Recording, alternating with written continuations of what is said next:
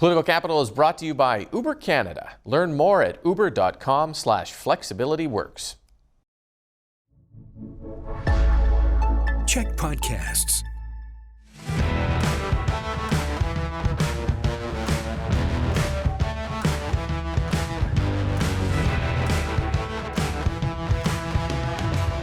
Welcome to Political Capital, your source for all the latest in BC politics. I'm your host, Rob Shaw, coming to you from the CHEK News World Headquarters here in Victoria.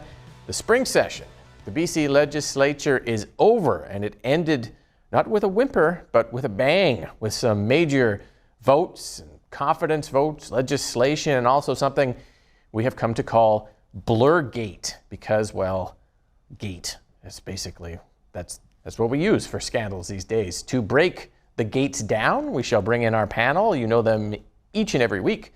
Jeff Ferrier, Allie and Jillian Oliver here. Thank you. Let us begin. We'll get to Blurgate. I know that's what everyone's tuning in for, is Blurgate. But we're going to begin with the passage of the thing we've been talking about for weeks now, Bill 15, fast-tracks projects, gives them special cabinet designations to rewrite environmental and permitting rules to get things built faster. Huge opposition we've covered before. Major Indigenous leadership organizations, municipalities, environmental groups, even some business groups like the Chamber of Commerce. Tie vote, 46-46. Greens, Conservatives, Independents on this side, NDP on that side. And then we have the Speaker, Papa Raj, as I call him, Raj Chauhan, beloved until this vote by all people in the House, cast the deciding vote in favor of his party on a matter of confidence to bail the NDP out on some confidence votes. Let's start there. Allie, is this a win for the NDP, getting Bill 15 through in a tie and a speaker? It's a technical win, of course, because now it's happened. It's going through. The pressure's on to make sure that there are no slip-ups past this point. Because of all of the criticism that happened during this spring session about this bill. So, I mean, it's a win until it's not, until another group comes out and says that they're oppositional to it. And the more time that goes by, there could be some more things that could feed into that. And you mentioned what the BC Chamber of Commerce, the Union of BC Municipalities that oppose it. One quote that I read from an Indigenous leader was that there was a step back on reconciliation. Like, those are powerful words, right? And so, yeah, it's a technical win. I mean, no one will actually talk about this only passed with one vote. It got through, and here we are now. I liked what the Conservative Party said on this one, in putting into perspective for us of just trust us. Like, absolutely not will I trust this government. So, yeah. But technical win, a win is a win, Jeff. Mike Farnworth, the House Leader, said, you know what, we got it done. And he thinks that in the coming months, this will all calm down. Government will start using this powerful tool, and everyone's fears will be unfounded. That was the government response to this. Well, I think that the government's going to face some significant opposition from some First Nations and stakeholders for sure. But this, in my view, it's a political win for the BC government despite that. So in the short term, Premier is going to have to face those legal challenges that First Nations have promised. And politically, there's no question that they're going to have to manage strained relationships with First Nations and environmental groups, folks who are upset with how Bill 15 is passed. But for most British Columbians, the government's focus on speeding up reviews of major projects in mining, in energy, as well as public sector investments in schools, hospitals, and roads, projects that secure major investments, secure jobs, stable revenues for a government that's in deficit. This is going to be popular with folks. Voters see what's happening with Trump and tariffs. They understand that the old model of economic integration with the United States and rules-based trade with the U.S. has changed. They want a government that's going to stand strong, respond with purpose, and take the necessary steps to secure BC's political and economic sovereignty. And that's what they've seen Premier Eby do here. All that with one bill that the government called enabling legislation at the beginning until it blew Three up bills. into the Three bills. world's Three greatest bills. legislation Bill- to respond to Bill 7, Bill 14, Bill 15. right. Three Seven. bills. Okay. Well, Jillian, I kind of hypothesized a little bit online that this is a Pyrrhic victory in the sense that it is a victory, but the cost is so high to the government that perhaps it's a loss. I think if you were to start this process by saying, okay, NDP, you're going to pass a bill and it is going to torch to the ground 8 years of reconciliation efforts with Indigenous groups, and they're going to say you've set reconciliation back, and Melanie Mark, former cabinet minister, is going to come out and call on the Premier to step, like, you'd probably say that's maybe not worth it? I don't know. What do you think of that argument? Well, I think that the government obviously was aware of that, and they decided that it was worth it because I think, the alternative, according to them, is that they have nothing to show for themselves in 3.5 years when they go to voters and ask them for another term. I think, so it all kind of hinges, I think, on what they actually get done with it. Are the projects that they choose to push forward going to be contentious with First Nations, environmental groups, and municipalities? And then second, I think, are they actually going to get tangible things done? Because I think for so long in BC, the political dynamic has been, it just feels like we're not going anywhere. Like things just aren't happening. Things don't get better. Successive governments promise to make things better, nothing happens. And with this bill, the government has been saying we can't do it because of all these regulations and it takes too long and all of this. Now they've pushed through what they want, given themselves more power. They actually have to deliver things that people like. And I think that's going to be easier said than done because, it's different for every type of project. But when it comes to the things that they say are going to be priorities, which are like municipal work projects like schools, a lot of the holdups on those projects are infrastructure that municipalities need to support their expansion. And that requires resources, requires more provincial government spending. So it's going to be difficult in practice. And we'll see, they've made the case that they really need this in order to deliver. So now they actually have to deliver. Yeah, 100%. I agree with that. And Allie, like, we're broke as a province. That's the other component. If you're sitting there, one of the rationales that Beau and Ma used in the final days of this is so urgent because if you're a parent and you see your kid in school and they're in a musty portable, this bill is going to help them get out of that with schools. But you look at the budget and the capital plan, the things we've been talking about for months, there's no money for government. Their credit rating's downgraded. Their borrowing is maxed out. And as Jillian points out, now they've sold this bill to everyone as we're going to build schools. We've eliminated the final red tape and ditches and problems and permitting. The schools, they're going to be built. But what if there's no money or labor or to build them or land? What position does that put the government in? This is what I mean by the pressure is on, and they now have to execute on this in such a flawless way, given that there's so many external organizations that don't want to see this succeed because of all of the opposition. I think the Conservatives have essentially labeled this and the other bills that Jeff mentioned of this is just a power-hungry government. And so when we talk about, we're broke, no one's going to be able to actually do this. So a year from now, is Minister Ma going to say we built 200 schools and hospitals? Probably not, but I can promise you that people are keeping track of this, and they will for the next 365 days. And so that is a massive amount of pressure for something that they could have easily just waited until they dedicated that time for consultation over the summer months and talked about this again in the fall. Jeff, let's bring you in on that. Like if I'm the mayor of Surrey, for example, where we perpetually don't have enough schools and I don't see progress here in the next little while from a government that has said this bill will allow us to build schools, partly because the government doesn't have enough money to build the schools. Does that not raise it? There'll be no boogeymen left to point at for the provincial government now that they've given themselves the power to do this. And then on some of the major projects you mentioned, it takes years often for them to materialize. So is there a potential here that the proof being in the pudding, there's no pudding coming to help the government kind of explain this in the short term? Well, the government needs to show results and stop telling now. We're done through the political narrative stage, and it's time for the deliver stage. It's interesting to hear the Conservatives in particular talk about how the province has no money, they can't build. Prioritizing projects for reviews and approval is an affront to public accountability and due process.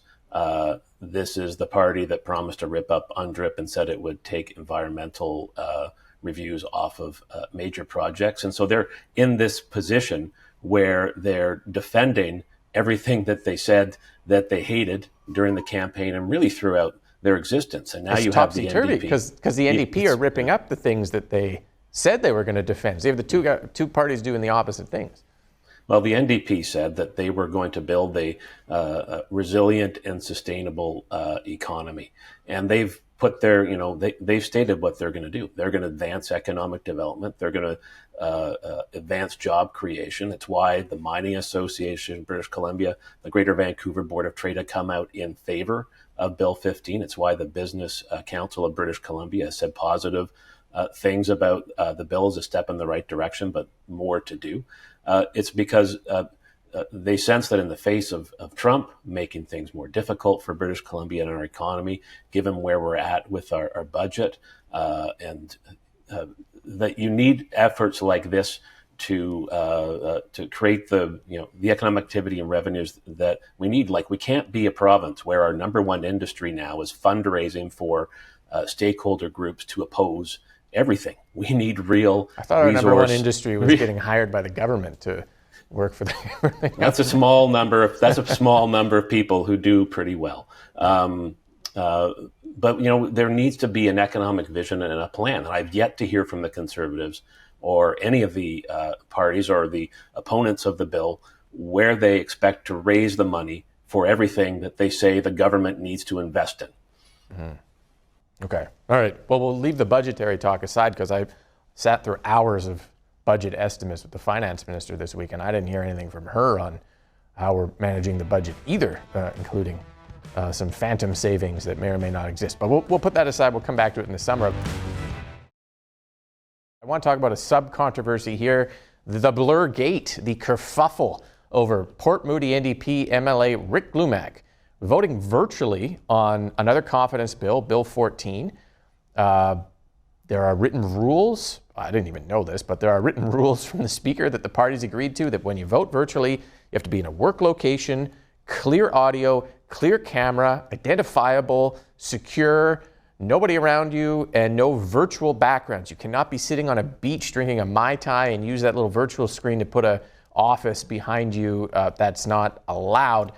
Rick Glumac's background was blurred, which is an option if you go under the virtual settings of your Zoom. You couldn't really tell where he was, but it did look like a room. The Conservatives said that's not allowed. Vote shouldn't count. Speaker said it's fine. Conservatives walked out in protest. Blurgate. Jillian, your thoughts on Blurgate? I think it's a bit silly. I mean, it really smacks of the last day of session. I think it was the last day, right? Yeah. It was 8 o'clock on the night before the last day of session, but yeah. Everybody is just done. And I think, it's a tense makeup of the legislature, just the narrowest of majorities. The Conservatives are under pressure because they've got their own divisions. They've been sitting late, like you said. And I think that you kind of, the Conservative reaction seemed over the top. And I have to imagine that it's sort of like, at the end of a long day when you've been traveling with your kids and they just have a meltdown over like a cracker falling on the floor or something. Because it's so silly. And I think that if you're thinking like objectively, like nobody is going to think that it's reasonable for government to fall over a blurred background because it was a confidence vote and they were trying to get Glumac's vote thrown out because of this. And it's also, this is a new initiative to allow remote voting. There's lots of good reasons for that. Support people with families, support people with illnesses, make the legislature more accessible. There's a big recruitment problem for MLAs right now because it's such a tough job. So I think it was quite silly. Yeah, I can't imagine, like Allie, the next day John Rest had a press conference. He's like, we should be in day one of an election right now. And I thought, an election on Blurgate? Is that really what anybody wants? You know, like the numbers are there. Say what you want. The numbers are there for the NDP. The speaker's got to break the tie, blah, blah, blah.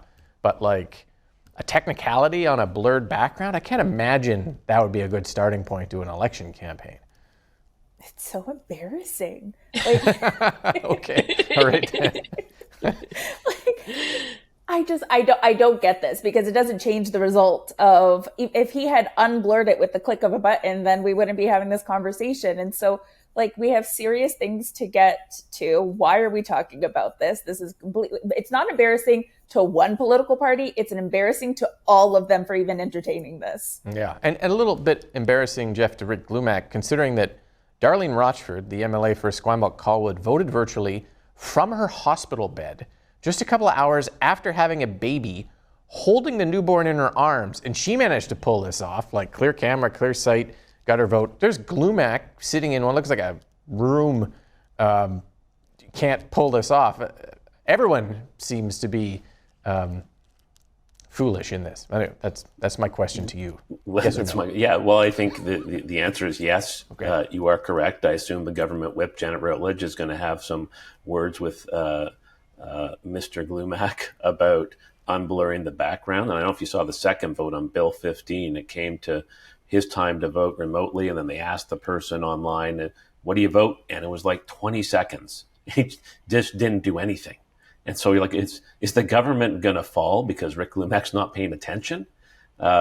Fortunately, at the last second, he voted. This would be a silly reason to go to the voters in an election. I can imagine knocking on doors and telling people that we're in an unwanted election because some guy didn't unblur his background. And I will point out that if blurry vision in the Legislative Assembly is a reason for invalidating votes, that pretty much every piece of legislation and vote from the 1960s and 70s would be invalid. Have you seen stories of people in the legislative bars and parliamentary bars across this country?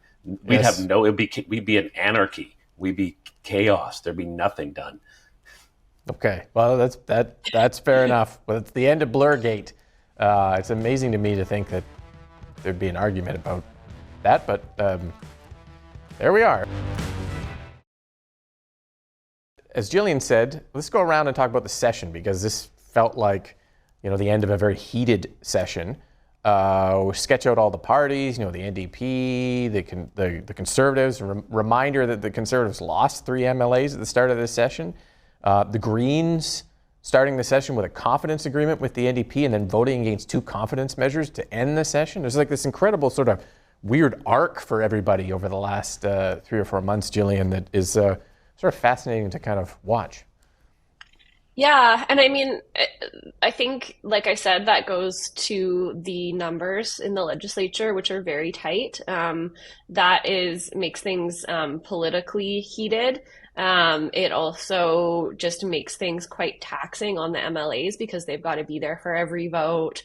It's very intense when the numbers are not as tight. There's much more wiggle room. You don't need everyone there to vote because you kind of know the way that it's going to go. You just need quorum. So very intense. And I think, also the legislative agenda was largely driven by these enabling bills that essentially give the government more power. So the main debate was about a government with a very slim majority giving itself more power and subverting some legislative norms to do that by having the speaker break the tie. So, I mean, yeah, very heated. Also the first session after an election. So I think lots of reasons for that.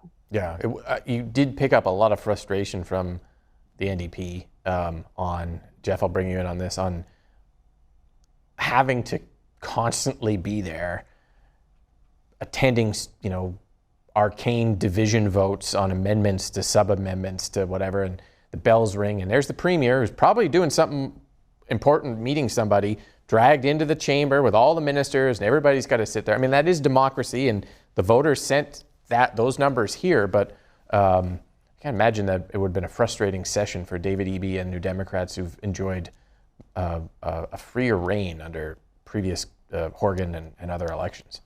Yeah, governing's hard when you have a very slim majority. And opposition parties will always use every tool at their disposal to advance their agenda, to get noticed. I was part of a third party in Ontario at the Legislative Assembly there, and we were as obstructionist as anyone possibly could. This was when you dressed as Hydrozilla, right? That was it was around then. I also dressed as a wizard one time to perform an exorcism of the Premier's office when the Liberals became government. We wanted to get the bad vibes of the Conservatives. Hot tips for the opposition. But yeah, it's tough, and no one said governing is going to be easy. But the government got 3 bills to advance its economic agenda through. They've launched a power call that's going to bring all sorts of new clean energy and provincial investment into the province. We all got our $110 ICBC rebates, the consumer carbon tax. Remember that has gone by the wayside. They didn't get everything they wanted to do, but they made meaningful progress, especially on the economy, fighting back against Trump's side. Yeah. Allie, what jumped out at you on the session from all these different arcs of parties? Yeah, there are 2 things. The fact that we had a Trump situation and all of this was happening during a federal election. And so we'll start with the Trump side of things. You know, it's a dance across the political spectrum. And I promise I have a point with this, because if we take us back a few months, the throne speech was not necessarily like the bread and butter NDP throne speech that we've seen in the past. It was a response to the US-Canada debacle. And then on top of that, you had kind of to crystal ball predict what was going to happen in the federal election. And there was a time, and these were good times for me, where Pierre Poilievre was 20 points up, and we thought that we were going in for a Conservative prime minister. And so on a provincial side, we were preparing for probably a cold reception in Ottawa. And now things have massively changed on that front. And so all of this to say that I think that the NDP have adjusted where they land on the political spectrum of things because of these 2 major things that have happened in Canada and North America. Okay, great discussion. Thank you to the panel for being here. Thank you for watching. Make sure you subscribe on the YouTube channel if you're watching us on CHEK and the various apps, and to our audio podcast where we have more discussion this week. Thank you so much for being here. We'll be back next week with all the latest in BC politics here on Political Capital. Political Capital is brought to you by Uber Canada. Learn more at uber.com/flexibilityworks.